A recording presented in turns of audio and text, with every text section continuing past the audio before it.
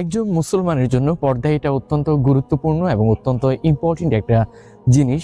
রাসূল আরবি সাল্লাল্লাহু আলাইহি ওয়াসাল্লাম হাদিসের মধ্যে বলেছেন, ইয়া আলী লা তুতবিউন নাজরান নাজরাতা ফা ইন্না লাকাল উলা ওয়া লাইসাত লাকা সানি। হে আলী, তুমি তোমার দৃষ্টির কখনো অনুকরণ করো না, কারণ প্রথম দৃষ্টি হচ্ছে তোমার জন্য এবং দ্বিতীয় দৃষ্টি কখনো তোমার জন্য হবে না। এই হাদিসটা আমরা স্পষ্ট বুঝতে পারি নজর হেফাজত করা এবং চোখের দৃষ্টি হেফাজত করা এটা অত্যন্ত গুরুত্বপূর্ণ এবং অত্যন্ত ইম্পর্টেন্ট একটা জিনিস।